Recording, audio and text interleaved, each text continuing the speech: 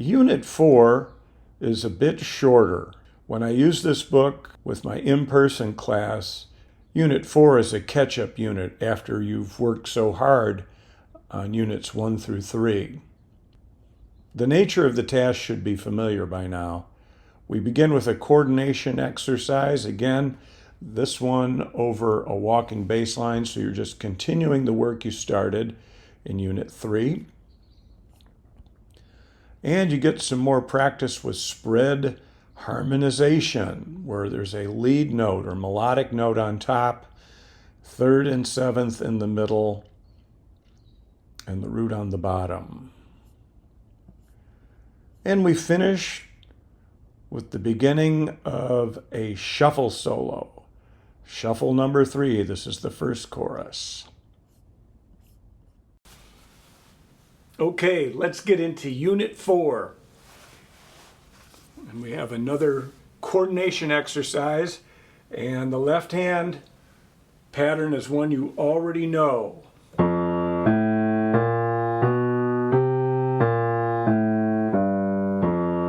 And we're just going to create some new rhythmic challenges in our right hand. This first drill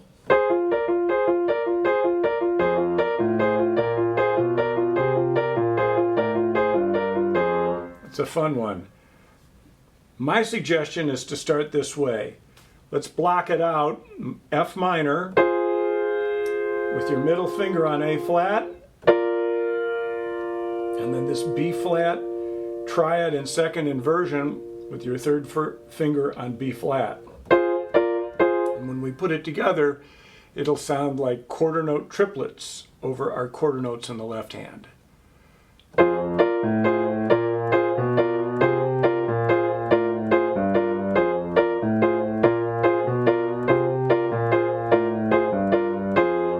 Next, let's leave the F out, just play the top two voices. It's the same rhythmic combination.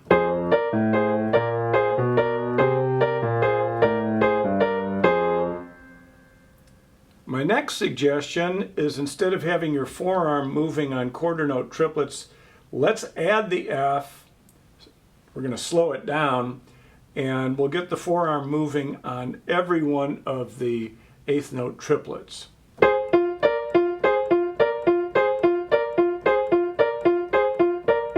Dot, 2, 3, 4.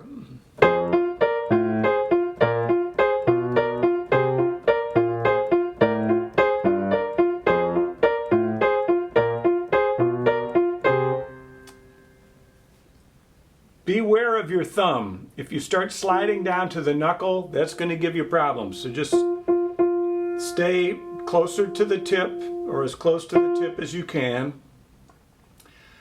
There's another way to practice this, which is kind of like squeezing. Not a lot of forearm motion.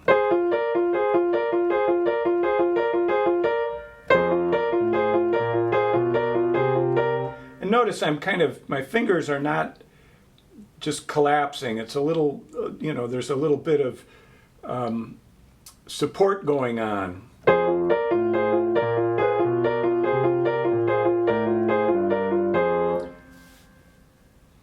Now, how do you actually play it? It's probably some combination of all of those things for you.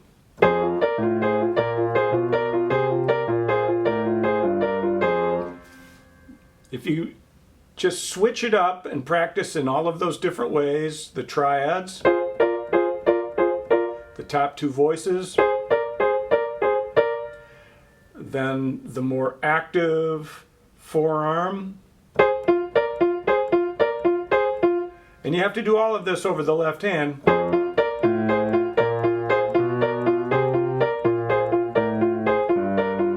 And then the squeezing, or slapping.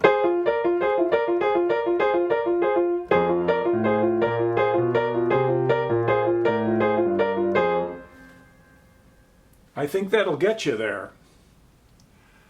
All right, let's move on. The second drill is kind of similar to what we just did. We're working with quarter note triplets again, but notice the quarter note triplets are offset.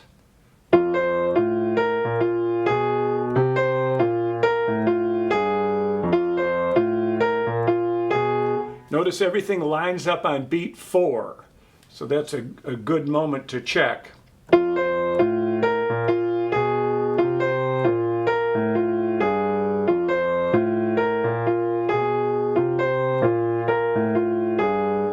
I don't think you'll have too much difficulty with it if you figure out where everything lines up.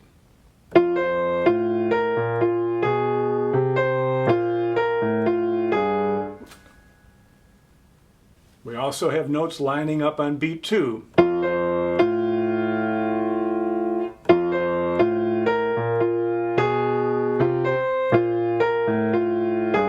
If you can be elastic with the tempo and make sure that those moments line up, I think you'll be able to come back and put it into tempo.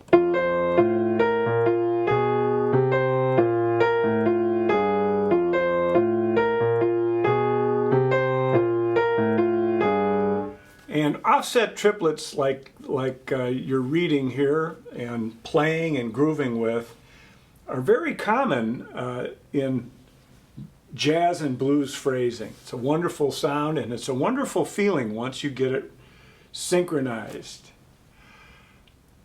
The next drill is the same thing, but we're adding a note on top.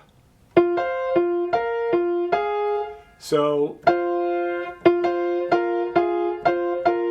I'm blocking it out that way.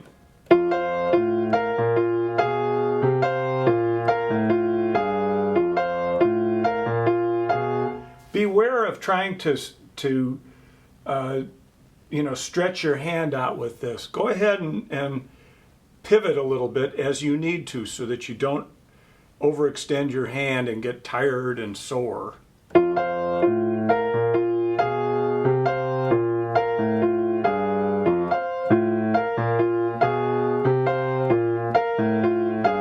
And as before, experiment with your articulation in the left hand. Once the coordination falls into place, that's a good thing to investigate, to take it to another level of control.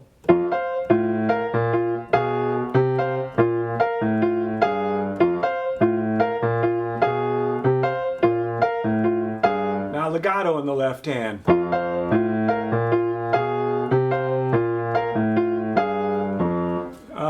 Legato in the right hand, maybe short in the left hand.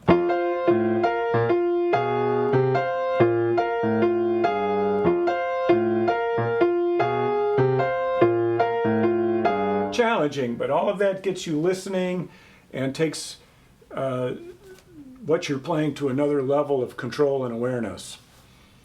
All right, the next drill.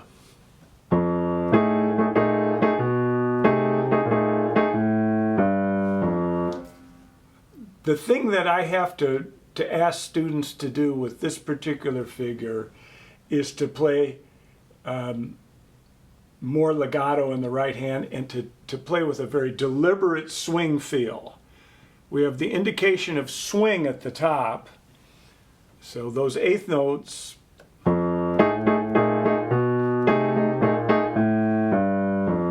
we're not going to play it that way. It's got to be.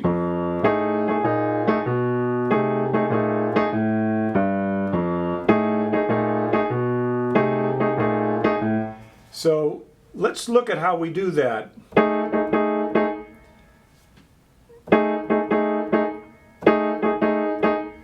It could be played with the wrist. It could be with the forearm, a bigger motion. But to get that legato sound, you're going to need to keep flexible here so that you can be moving and preparing for the next note while you keep the notes down in the chord. A good way to develop that flexibility is to play the chord and I just move gently up and down with a forearm motion.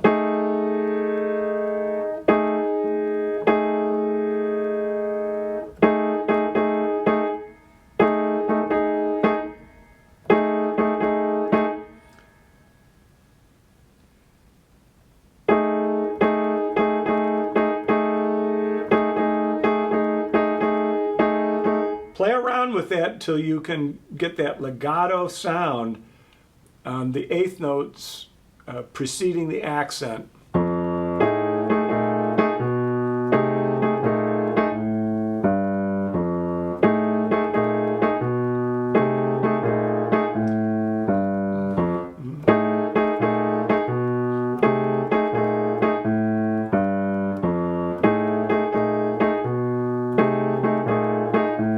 Probably slower is better.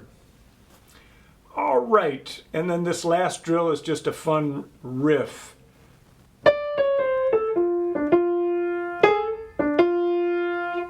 And I'm blocking it out this way. 1, 2, 3, 1, 2, 4.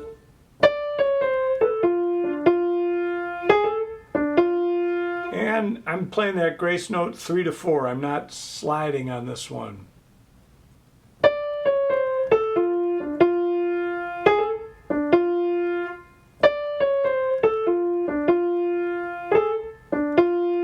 Another way to block this out would be 1, 2, 3, 3, 2, 1, and then switch to 4, 2, 1 to make it happen with the grace note. Or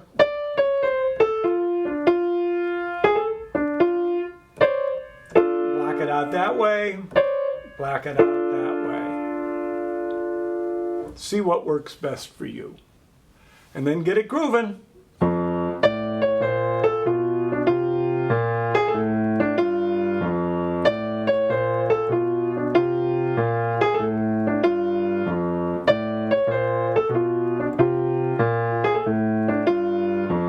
And experiment with note length.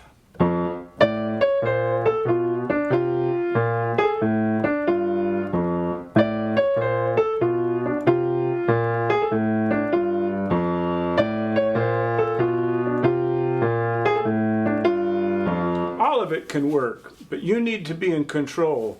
So once it's coordinated, take it to that next level and play around with the length of your quarter notes in the left hand. And you might find that you like it one way or another. You might find that it's fun to change it.